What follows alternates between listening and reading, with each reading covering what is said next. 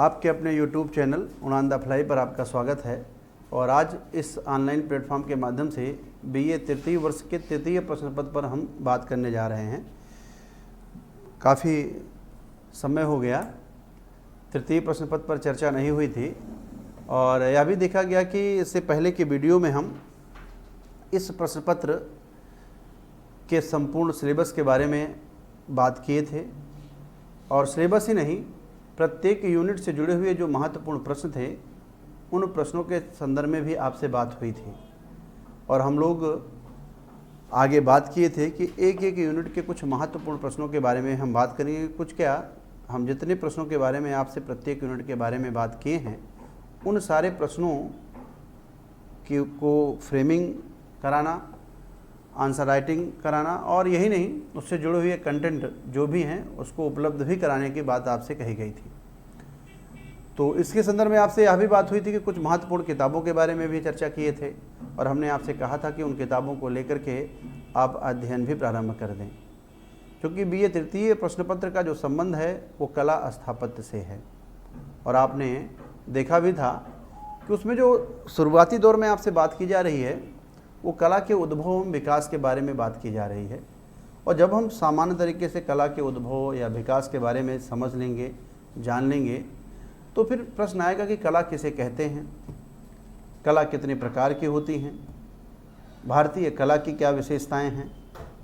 ये सब हमारे लिए बड़े महत्वपूर्ण है और गाहे बगाहे आप देखें ये प्रश्न आपसे बार बार पूछे भी जा रहे हैं। तो आप देख रहे हैं जैसे कि भारतीय कला की क्या विशेषताएं हैं, तो इन विशेषताओं को भी हमें ध्यान में रखना है और इनकी एक एक विशेषताओं पर हमें चर्चा भी करना है। और आप देखेंगे 5 से 6 सामान्य विशेषताएं हैं जिन्हें आपको याद करना है। और आप खुद ही देखिए कि भारतीय कला कैसे हमारे धर्म को प्रदर्शित करती है, हमारे प्रतीकात्मकता को कैसे प्रदर्शित करती है, सहिष्णुता को कैसे प्रदर्शित करती है। जब आप हम कुषाणों के बारे में बात करेंगे, कुषाण वंश के शासकों के बारे में बात होगी और विशेष तौर पर जब कनिष्क के बारे में बात होगी, तो जब हम मथुरा कला का अध्ययन करेंगे, मथुरा कला केंद्र का अध्ययन करेंगे, तो हम देखेंगे वास्तव में वहाँ के कलाकारों के बीच में कितनी सहिष्णुता थी कि एक ही कला केंद्र पर कई प्रकार के धर्मों से जुड़ी हुई मूर्तियों का निर्माण किया जा रहा है, चाहे वो शैव धर्म हो, वैष्णव धर्म हो, जैन हो, शाक्य हो, शाक्त धर्म हो, या आप देखिए मतलब ये चीज़ें हमें भारतीय कला में देखने को मिलती हैं। तो इससे जुड़े हुए हम प्रश्नों के बारे में हम बात करेंगे और साथ में हम लोगों ने बात किया था कि कला कितने प्रकार की होती है। यह भी प्रश्न आपके लिए बहुत ही महत्वपूर्ण है। तो कला कहते किसे हैं, कला के प्रकार और भारतीय कला की विशेषताएं, ये तीनों हमें बेहतर ढंग से समझ में आना चाहिए।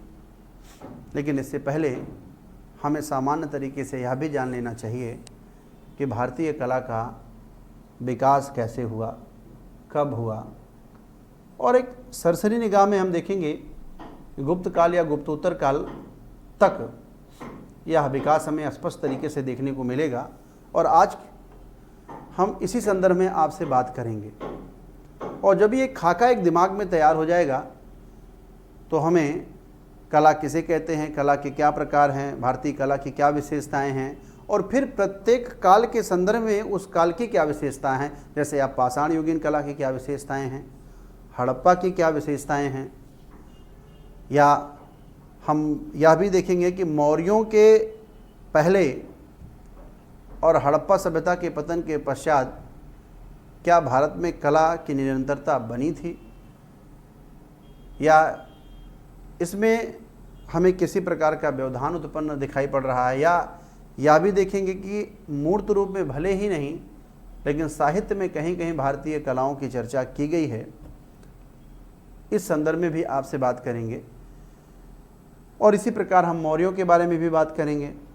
हम मौर्योत्तर काल में विशेष तौर पर शुंग, सातवाहन और कुषाणों के बारे में भी बात होगी। इसके बाद हम गुप्तों के बारे में बात करेंगे और गुप्त काल कैसे भारतीय इतिहास का स्वर्णकाल था और क्या इस स्वर्णकाल का प्रभाव कला और स्थापत्य पर भी देखने को मिलता है, तो इस पर भी बात करेंगे। और यह भी देखेंगे कि क्या उस काल में कला को एक नई विधा मिली और क्या वह विधा पूर्व मध्य काल में और विकसित हुई, और अगर विकसित हुई तो उसके क्या प्रमाण हैं, उससे जुड़े हुए प्रमुख कला केंद्र कहाँ कहाँ पर हैं, उनकी क्या तकनीकी थी विधा की, उसकी अपनी क्या विशेषताएं थी, उस संदर्भ में भी आपसे बात होगी। तो जैसा कि आज देख रहे हैं, कला के बारे में इससे पहले भी हम लोगों ने चर्चा की कि कला को भारतीय संस्कृति का प्रतिबिंब कहा जाता है, आईना है कि किसी भी काल की स्थिति के बारे में आपको अगर जानना है, कल्चर के बारे में जानना है, सामाजिक स्थिति के बारे में जानना है, धार्मिक स्थिति के बारे में जानना है, तो वह काल अगर हमारे सामने नहीं है और होता भी नहीं है तो हमें अपनी दृष्टि उस काल की कला पर डालनी चाहिए। और अगर हम कला को बड़ी गंभीरता से देखते हैं, समझते हैं और उसे जोड़ने का प्रयास करते हैं तो उस काल की संस्कृति मुझे स्पष्ट तरीके से देखने को मिलेगी। इससे पहले हम लोगों ने बात भी की थी कि किसी भी देश की संस्कृति को प्रकट करने के लिए, चाहे वो कला हो, स्थापत्य हो, संगीत हो, नृत्य हो, धर्म हो, दर्शन हो, आदि के माध्यम से प्रकट किया जाता है। दूसरे संदर्भ में अगर देखें तो अगर संस्कृति को सुरक्षित रखने में, संरक्षित रखने में, विकसित करने में महत्वपूर्ण अगर भूमिका है, कई विधाओं की भूमिका है, तो उनमें कला का भी स्थान है। क्योंकि कला किसी भी काल की संस्कृतियों को सुरक्षित रखने में अपनी महती भूमिका निभाता है। तो हम यह भी देख रहे हैं कि कला अगर हमें बेहतर ढंग से समझ में आती है तो हम किसी काल की संस्कृतियों के बारे में हम बेहतर ढंग से उसे समझ सकते हैं। क्योंकि किसी भी संस्कृति में उनका खान पान क्या था, रहन सहन क्या था, पहनावा क्या था, वेशभूषा क्या था, आचार विचार क्या था, साथ में संगीत नृत्य का प्रावधान था कि नहीं था, उनके समाधान की पद्धति क्या थी, उनके वो किस प्रकार के मकान में रहते थे, किस प्रकार के बर्तनों का प्रयोग करते थे, इन सारी बातों की जानकारी हमें कला में देखने को मिलेगी। तो कहने का हमारा यही तात्पर्य है कि जो हमारा तृतीय प्रश्न पत्र है वो ना केवल हमारे बीए तृतीय वर्ष के तृतीय प्रश्न पत्र के लिए उपयोगी है, अपितु हम देख रहे हैं कि यह प्रतियोगी परीक्षाओं के लिए भी बहुत महत्वपूर्ण है। अभी आप उठाकर देखें, पीसीएस मेंस के पेपर में भारतीय कला और संस्कृति से जुड़े हुए बहुत सारे महत्वपूर्ण प्रश्न पूछे गए हैं और उनमें से अधिकांश प्रश्नों का संबंध यही कला और संस्कृति से है।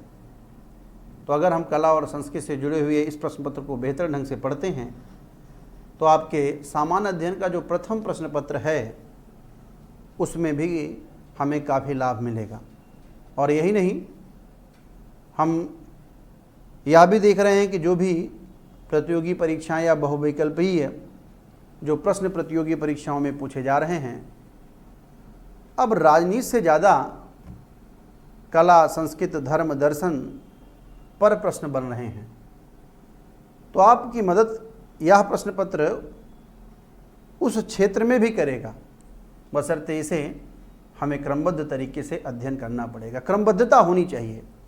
आज हम क्रमबद्धता के संदर्भ में ही बात कर रहे हैं कि जैसे पाषाण काल के बारे में आप देखें तो ऐसा लगता है कि मानव के उद्भव के साथ ही कला का प्रारंभ हो गया, या मानव के विकास की जो यात्राएं थी उसको सुगम बनाने के लिए, उसमें सौंदर्य भरने के लिए, उसको आकर्षित करने के लिए, उसको सहज बनाने के लिए, सरल बनाने के लिए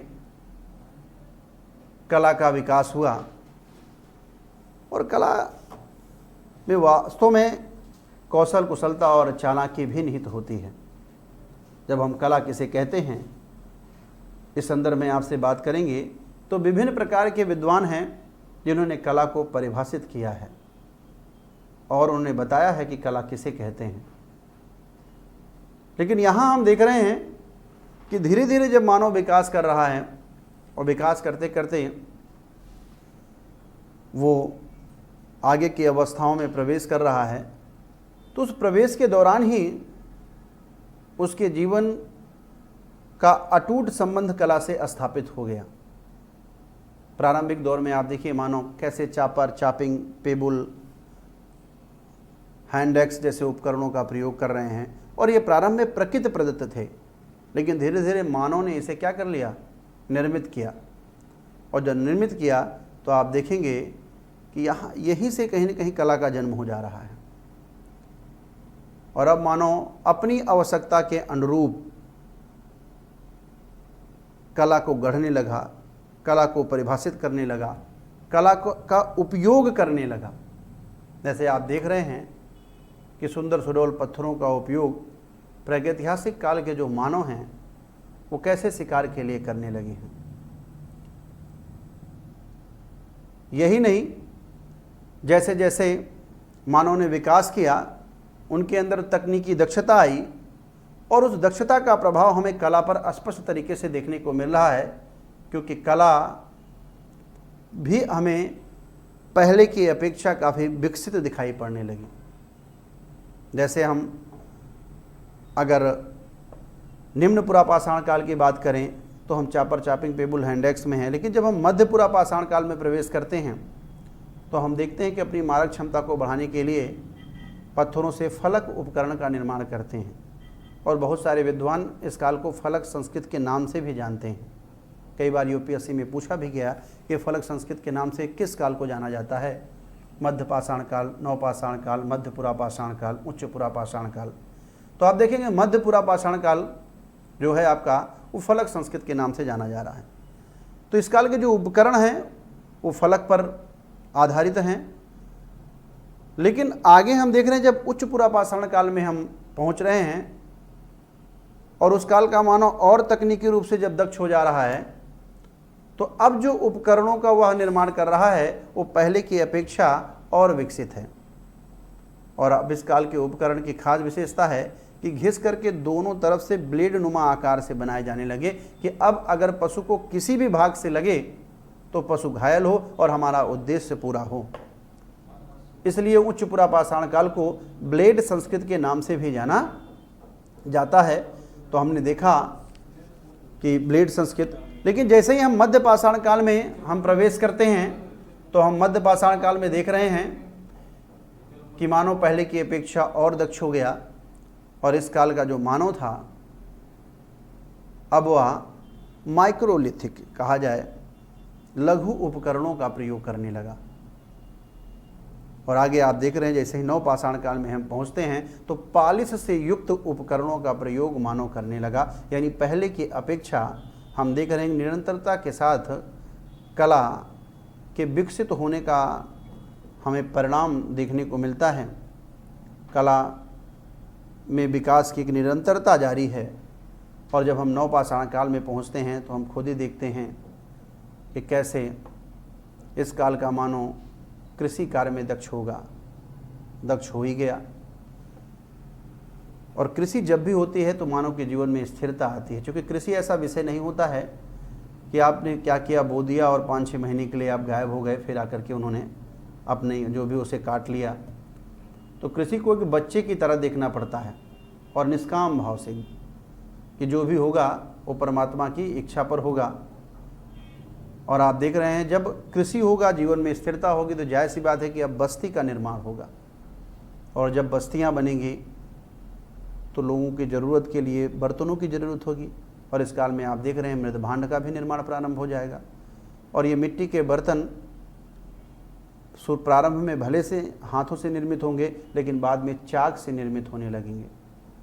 और चाक से निर्मित होने के बाद कहीं न कहीं चाक से या कहिए कि बड़े पत्थरों से सीख लेकर के परिवहन को सुगम बनाने के लिए बैलगाड़ी जैसी पद्धति या बैलगाड़ी का निर्माण होगा।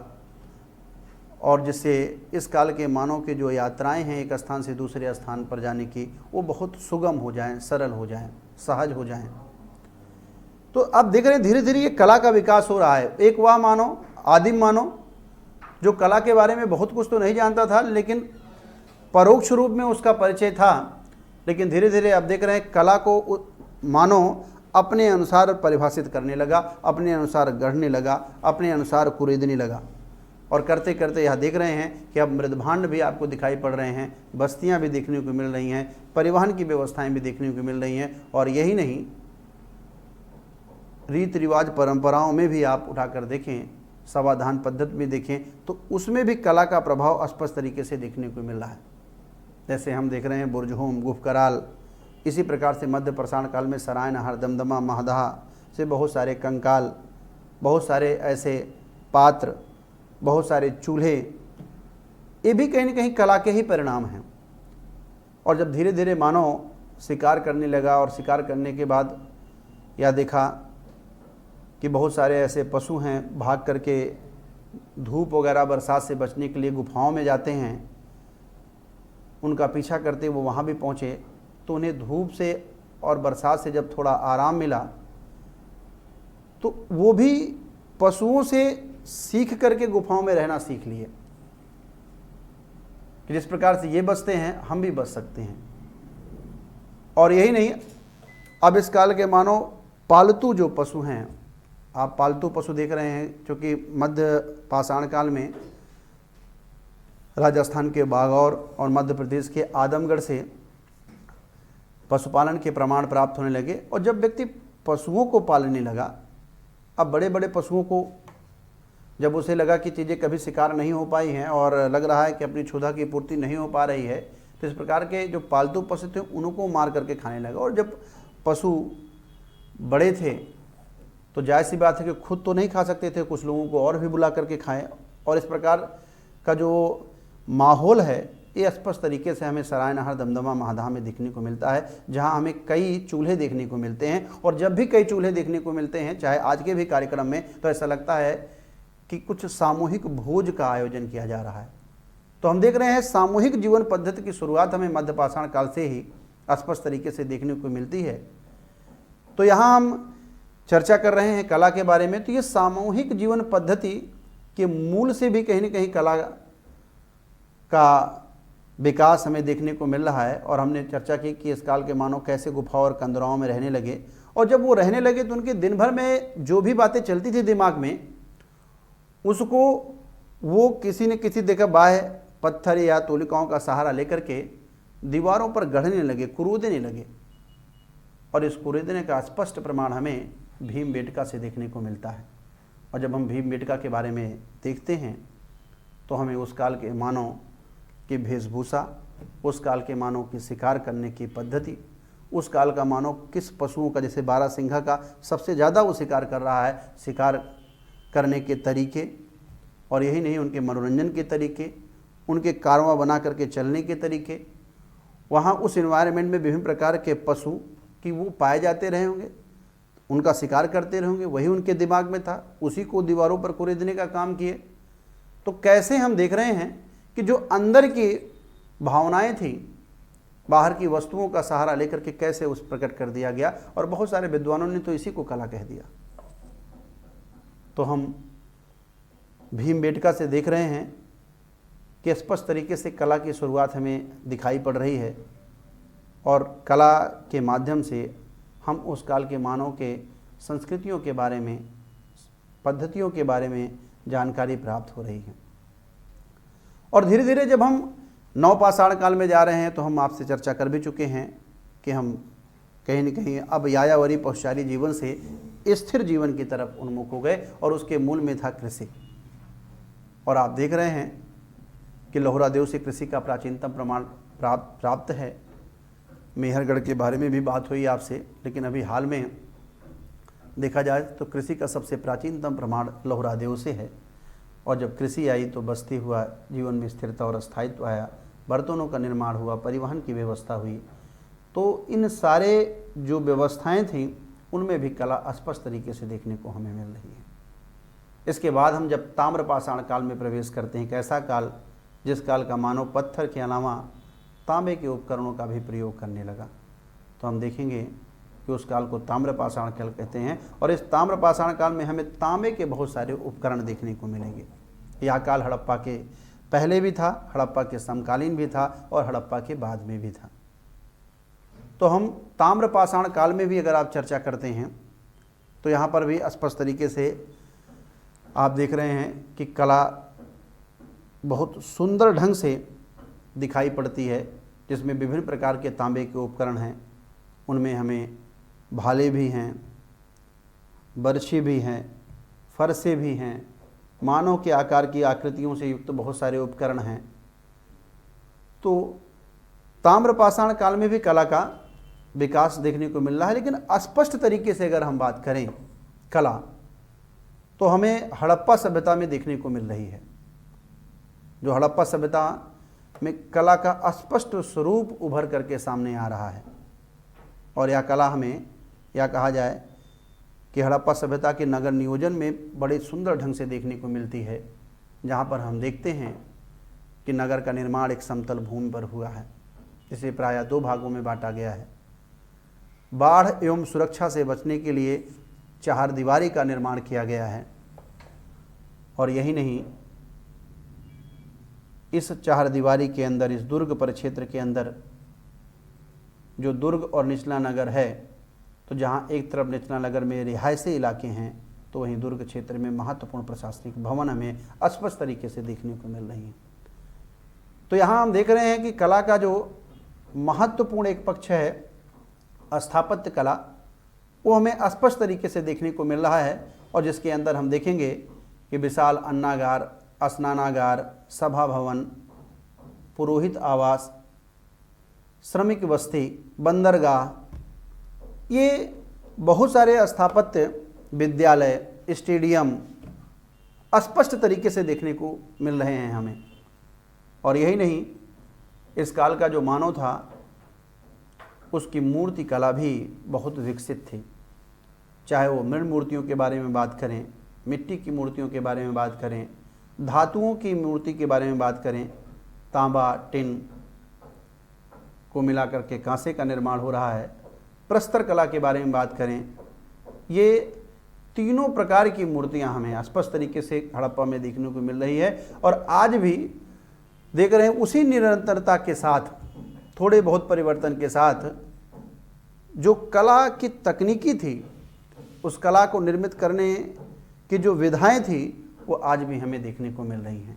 हम कहीं न कहीं हड़प्पाइयों से प्रेरणा ले रहे हैं, चाहे वो स्थापत्य के क्षेत्र में हो, चाहे सड़क निर्माण के क्षेत्र में हो, चाहे नालियों के संदर्भ में हो, चाहे भवन निर्माण के क्षेत्र में हो, चाहे जल संरक्षण के बारे में बात हो, बंदरगाह के बारे में बात हो, जो आज की सबसे बड़ी ज़रूरत है श्रमिक बस्तियों के बारे में बात हो, वो हमारे प्रेरणा के स्रोत हैं। और आप देखेंगे यूपीएससी में प्रश्न पूछा गया कि हड़प्पा सभ्यता का नगर नियोजन वर्तमान समय के विकास में कैसे निवेश प्रदान करता है। तो हम देख रहे हैं कि हम उनको फॉलो कर रहे हैं। वह एक भारत की प्रथम नगरीय सभ्यता थी। किंचित कारणों से भले से उसका पतन हो गया, लेकिन उसके बहुत सारे पतन होने के बावजूद भी उसके लक्षण हमें वर्तमान समय की जो भी संस्कृतियां हैं, सभ्यताएं हैं, उसमें स्पष्ट तरीके से दिखने को मिल रही हैं। और आज भी हमारी समस्याओं का बहुत सारा समाधान हड़प्पाई सभ्यता से होता है। तो हम देख रहे हैं कि हड़प्पा सभ्यता हमारे लिए बहुत ही प्रासंगिक है। और यहाँ से प्रश्न भी आपके लिए बीए में पूछे जा रहे हैं, यूपीएससी में भी पूछे जा रहे हैं, स्टेट स्तर की जो भी मुख्य परीक्षाएं हैं वहाँ से भी पूछे जा रहे हैं। और बहुत चर्चित प्रश्न है हड़प्पा सभ्यता का नगर नियोजन। हड़प्पा सभ्यता की मूर्ति कला के बारे में भी आपसे प्रश्न पूछा जा रहा है कि कैसे हड़प्पा सभ्यता की मूर्ति कला की प्रमुख विशेषताओं का वर्णन करिए। वो जानना चाहते हैं कि जो मूर्ति का निर्माण हो रहा है वर्तमान समय में, क्या उससे वो विधाएं अलग थीं या वही थी, या उसकी अपेक्षा और परिष्कृत थी, या उनकी कुछ विधाएं परिष्कृत नहीं हो पाए तो उनका कारण क्या था। जैसे हम पत्थर के बारे में देखेंगे तो हम देखेंगे जो प्रस्तर कला है हड़प्पाइयों की, वो धातु और मूर्ति कला की अपेक्षा काफ़ी पिछड़ी है। और पिछड़ने का कारण भी है कि उनके पास कोई ठोस औजार नहीं था, क्योंकि तांबा और टिन उतने मजबूत नहीं थे, तेज प्रहार करने से वो मुड़ जाते थे। लोहे से हड़प्पाई पूरी तरह से अपरिचित थे, क्योंकि लोहे की खोज आप जानते हैं 1000 ईसा पूर्व के आसपास हो रही है। और शायद यही सब कारण थे जिससे इनकी प्रस्तर कला, मूर्ति कला जो बात कर रहे हैं हम, प्रस्तर कला की बात कर रहे हैं, वो मृण मूर्ति कला और धातु मूर्ति कला की तुलना में काफ़ी पीछे थी। लेकिन हम बात करेंगे जब इस पर बात होगी तो मधुच्छित कला किसे कहते हैं, द्रविमोम विधि किसे कहते हैं, चिकोटी विधि किसे कहते हैं, और कैसे इन विधियों का सहारा लेकर के हड़प्पाइयों ने मूर्तियों का निर्माण किया, तो उन एक एक विधाओं पर आपसे बात होगी।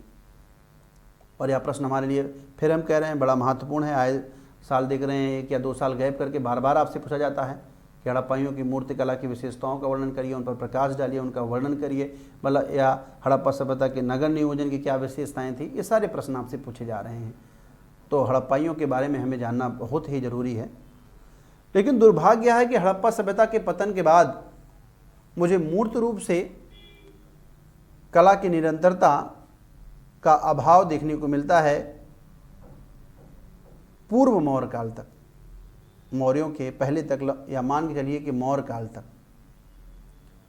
लेकिन ऐसा लगता है कि वैदिक काल में भी कला का प्रचलन था, क्योंकि ऋग्वेद के 4थे मंडल में वामदेव स्वयं कहते हैं कि वो कौन है जो मेरी इंद्र की प्रतिमा के बदले मुझे गाय देगा। तो इंद्र की प्रतिमा का निर्माण हो रहा है, मूर्ति का निर्माण हो रहा है, तो इसका मतलब है कि वैदिक काल के जो लोग हैं वो भी मूर्ति कला से परिचित थे, और मूर्ति कला का महत्वपूर्ण स्थान था। मूर्तियां विक्रय का साधन हुआ करती थी। वामदेव स्पष्ट कह रहे हैं वो कौन है जो इसके बदले में मुझे 100 गाय देगा। तो वो गाय देख रहे मूर्तियां, और आज भी देखा जाए मूर्तियां विक्रय का केंद्र हो रही हैं, और विशेष तौर पर वो मूर्तियां जो आम जनमानस में हैं।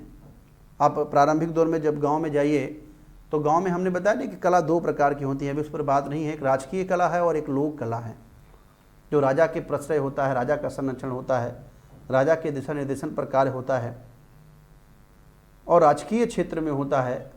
तो वहाँ आप स्पष्ट तरीके से देखेंगे, वहाँ पर स्पष्ट तरीके से देखेंगे तो आपको देखने को मिलेगा कि वो राजकीय कला है। लेकिन एक आम जनमानस की कला होती है, लोक कला होती है, जिन पर राजा का या कहा सरकार का कोई नियंत्रण नहीं होता है। वो बस आम जनमानस की मांग और सप्लाई पर केंद्रित होती है। आप गांव में जाइए, देखिए बहुत सारे कुम्हार हैं, समय समय पर कुल्हड़ बनाते हैं, समय समय पर विभिन्न प्रकार की मूर्तियाँ, अगर गणेश महोत्सव है तो गणेश की बनाएंगे, दिवाली होगी तो लक्ष्मी गणेश की बनाएंगे, बच्चों के लिए बहुत सारे खिलौने बनाएंगे। और इस प्रकार देखेंगे कलाओं का विकास जो होता है और लोगों की मांग के अनुसार होता है। और कभी कभी देखते हैं जो हमारी ग्रामीणांचल था, ग्रामीण की जो व्यवस्थाएं थी, उनके पास पैसे नहीं हुआ करते थे। वो क्या करते थे कि कुछ मूर्तियां ले लें और बदले में उनको अनाज दिया करते थे। और यह पद्धति अभी तक चली आ रही है। बहुत सारे लोग तो बहुत सारी चीज़ों को वो ले लेते हैं और कहते हैं कि जब हमारे कटाई का समय होगा, उसे अगर बोला जाए रास बोलते हैं, जब अंतिम रूप से फसल तैयार हो जाती है तो उस समय वो लोग भी आते हैं और रास का कुछ हिस्सा उनको भी दिया जाता है। और समय समय पर आप देख रहे हैं कि उनको जो भी ज़रूरतें होती हैं वो भी लोग उन्हें पूरा करते रहते हैं। तो ये चीज़ें हमें स्पष्ट तरीके से देखने को मिल रही हैं कि मूर्तियाँ यहाँ भी विक्रय का केंद्र होती हैं, और वस्तु विनिमय पद्धति पर आधारित थी कि एक वस्तु आप लीजिए और दूसरी, उसके बदले में दूसरी वस्तु हम आपको दे रहे हैं। तो मूर्तियाँ विक्रय का केंद्र भी हुआ करती थी। इस बात का प्रमाण जहाँ हमें वैदिक काल में देखने को मिलता है, वही यहाँ भी देखने को मिलता है कि इस काल के जो भी लोग थे, जो आर्य थे, वो कहीं न कहीं कला से परिचित थे और उनके जीवन में मूर्ति कला का महत्वपूर्ण स्थान था।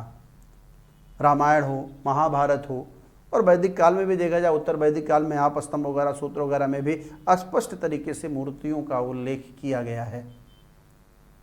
तो ये तो बिल्कुल तय है कि कहीं न कहीं इस काल के लोग भी मूर्तियों से परिचित थे।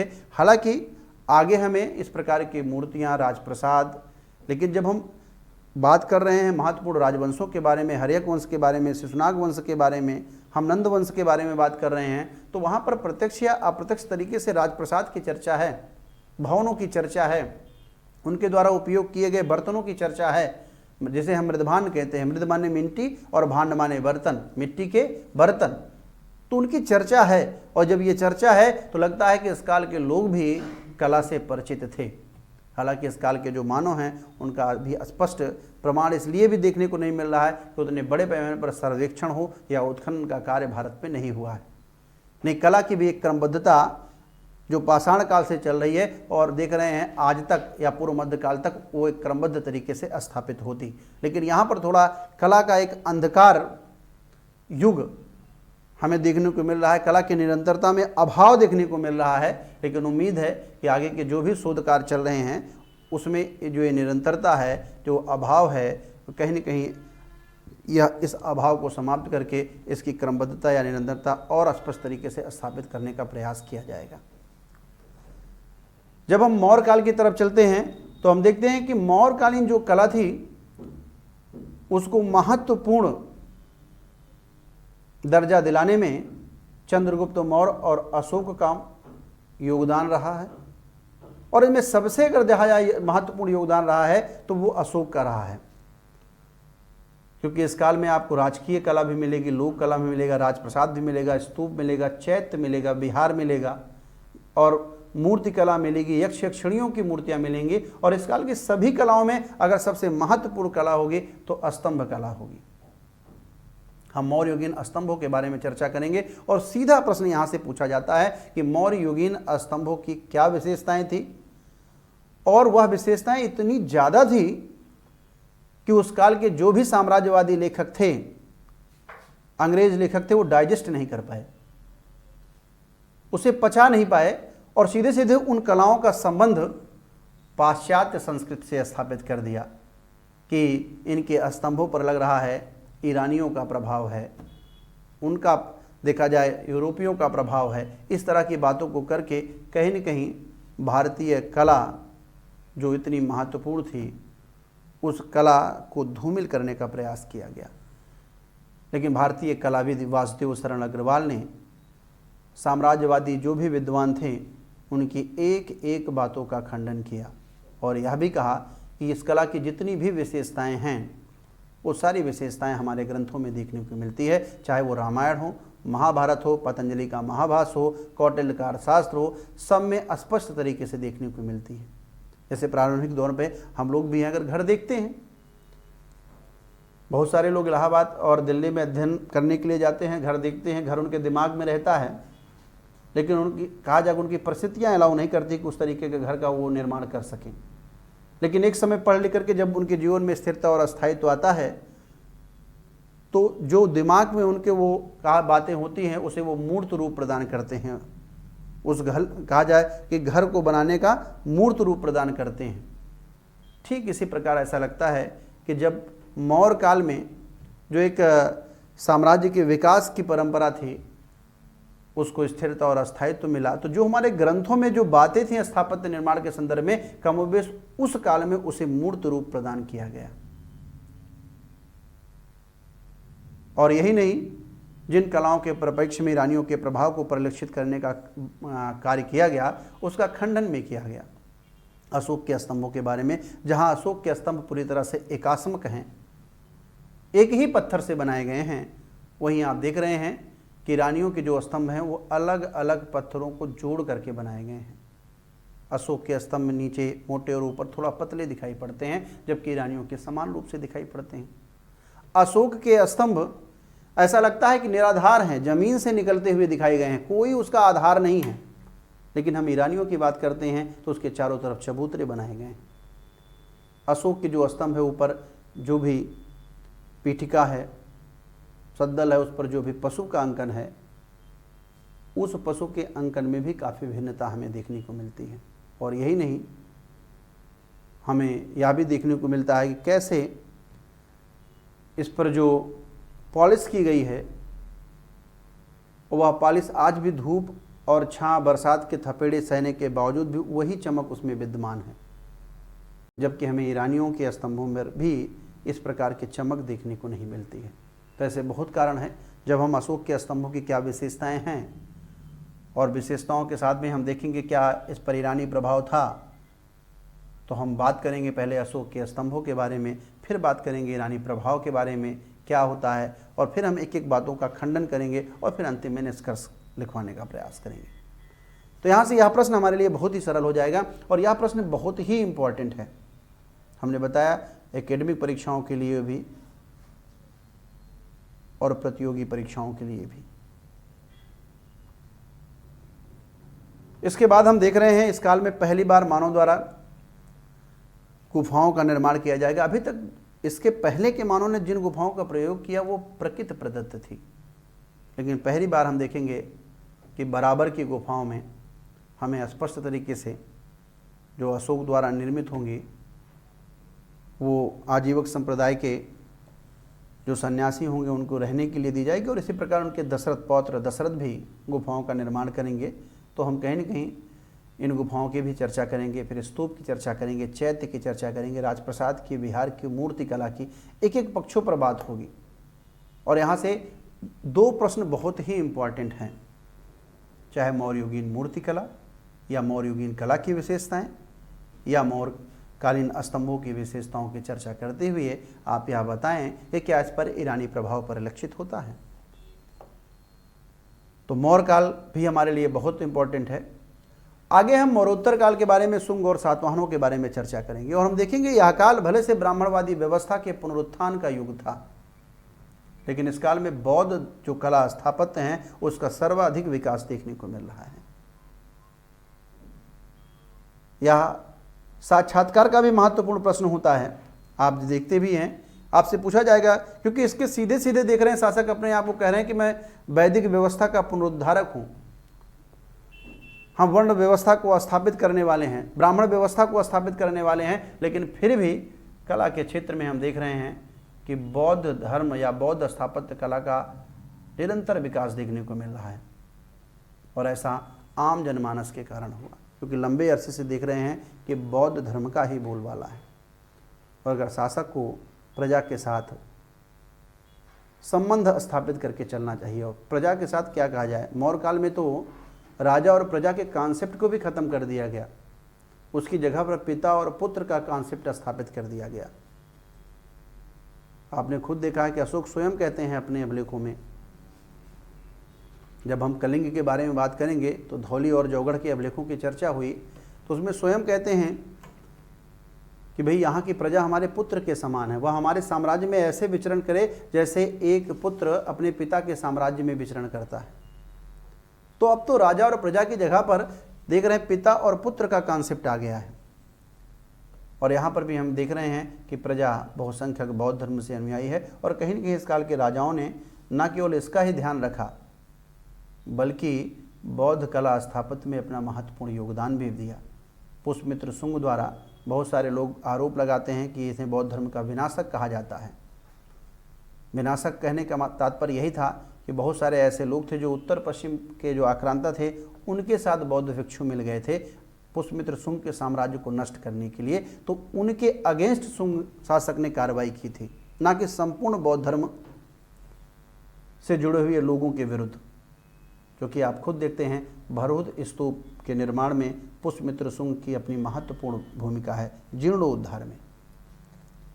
तो इस आधार पर हम कतई नहीं कह सकते हैं कि पुष्यमित्र शुंग बौद्ध धर्म का विनाशक था। और इसी प्रकार हम देख रहे हैं, चाहे आप भरहुत हों, सांची के बारे में बात करें, सातवाहनों के शासन काल में अमरावती की बात करें, ये तीनों स्तूप आपके लिए बड़े महत्वपूर्ण हैं। और ये तीनों स्तूप आप देखिए हर साल आपसे बदल बदल करके पूछे जाते हैं। तो इस काल में हम स्तूप के बारे में देखेंगे और हम देखेंगे स्तूप का शाब्दिक अर्थ क्या होता है, स्तूप का प्राचीनतम जिक्र कहाँ किया गया है ऋग्वेद में, स्तूप का कितने प्रकार के होते हैं, शारीरिक, पारभौमिक, उद्देशिक, पूजार्थ, ये क्या होते हैं, स्तूप की संरचना क्या होती है, उसमें कौन कौन से प्रमुख भाग होते हैं, और अगर हम उन एक एक भागों का जिक्र कर लें तो वहीं से हमारा आंसर पूरा माना जाएगा। चाहे वो आपका तोरण द्वार हो, अंड हो, मेधी हो, हर्मिका हो, यष्टि हो, छत्र हो, सुरक्षा के निमित्त बडेरिया बनाई गई हों, उनको आपस में मजबूत बनाने के लिए उसड़िए का प्रयोग किया गया हो, आपस में पत्थरों को जोड़ने के लिए सूची का प्रयोग किया गया हो, इनका सब का स्ट्रक्चर बना करके हम एक एक पहलुओं का अध्ययन करेंगे ताकि स्तूप आपके लिए बहुत सरल हो जाए। पूरा का पूरा एक यूनिट स्तूप से ही संबंधित है, और अगर स्तूप हमें बेहतर ढंग से समझ में आ जाएगा तो फिर यह यूनिट हमारे लिए बहुत ही सरल हो जाएगा। कोई भी स्तूप पूछे, स्ट्रक्चर वही है, भाग वही हैं, बस शासन काल, शासक और थोड़ा बहुत हीनयान या महायान चीज़ों को बदलना है, स्थान बदलना है, बाकी तो सब चीज़ें वही हैं।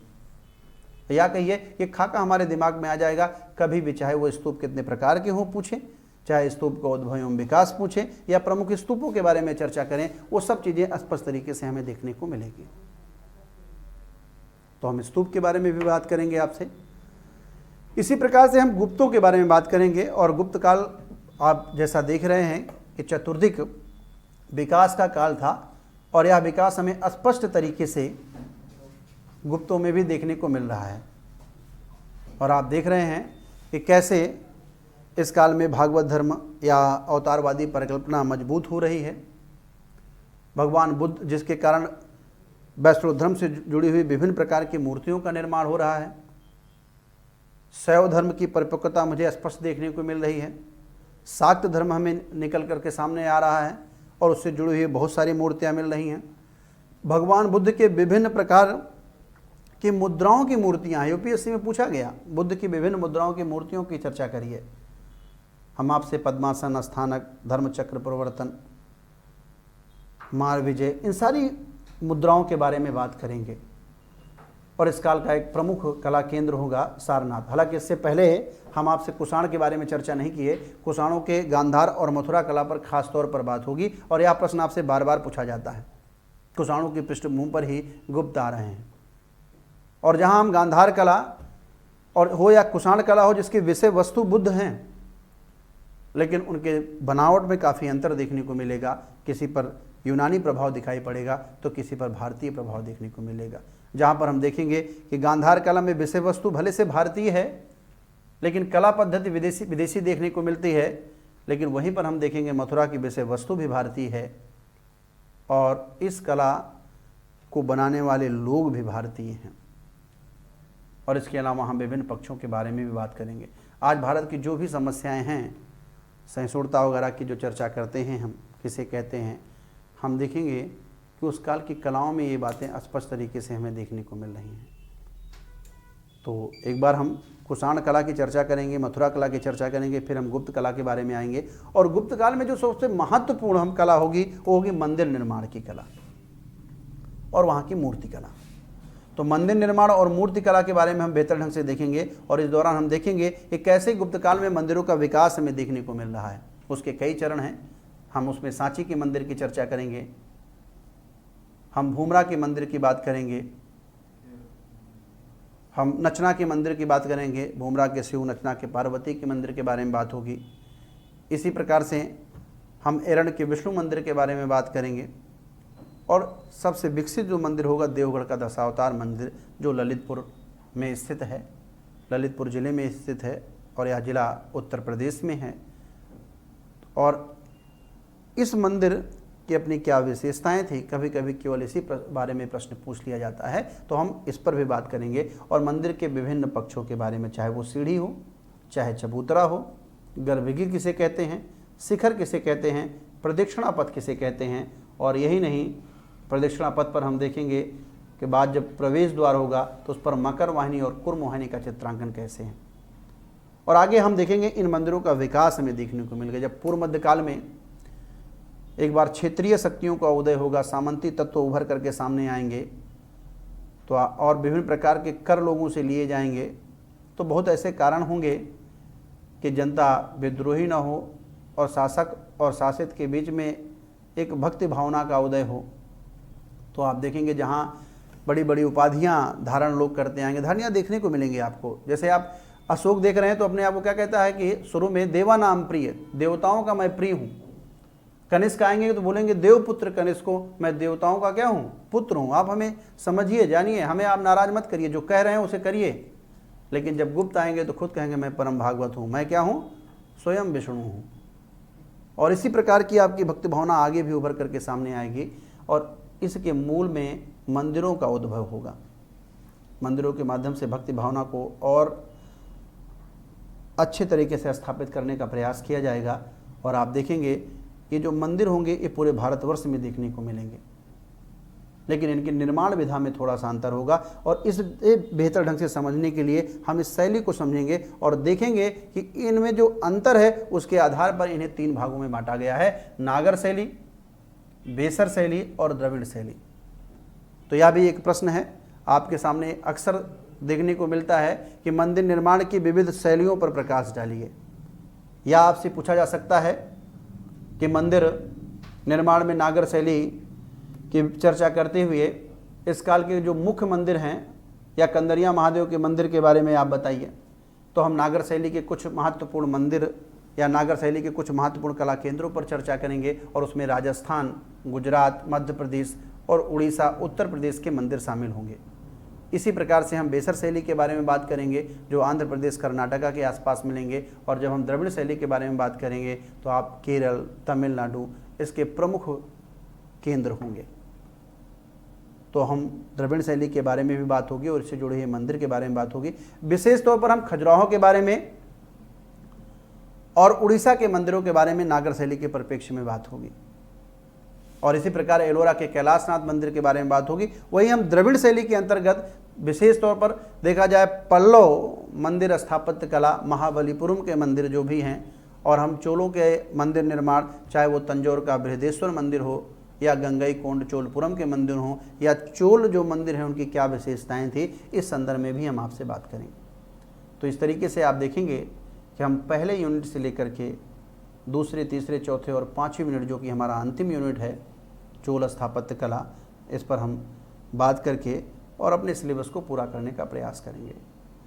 ये लेक्चर आपको अब लगातार मिलेगा और हम एक एक बिंदु पर बात करेंगे। आज तो एक सामान्य परिचय था ये, और उस परिचय के तहत आपसे बात हुई, लेकिन इसी परिचय के बारे में जो आपसे हम बात कर रहे हैं उसको आप अपने सिलेबस के अनुसार सामने किताब रख करके एक बार इस वीडियो को सुन करके चिंतन और मनन करिएगा और दिमागी रूप से आप तैयार रहिएगा कि कैसे जब भी कोई प्रश्न आपके सामने आ रहा है, आपके बीए में जो विगत वर्षों में प्रश्न पूछे गए हैं और जब हम किताब पढ़ रहे हैं तो कैसे उसका बेहतर आंसर लेखन किया जा सके। हालांकि इस कार्य को सरल बनाने में हम भी आपका सहयोग करेंगे और इसी क्रम में हम जल्दी ही मिलते हैं अपने नेक्स्ट वीडियो में। धन्यवाद।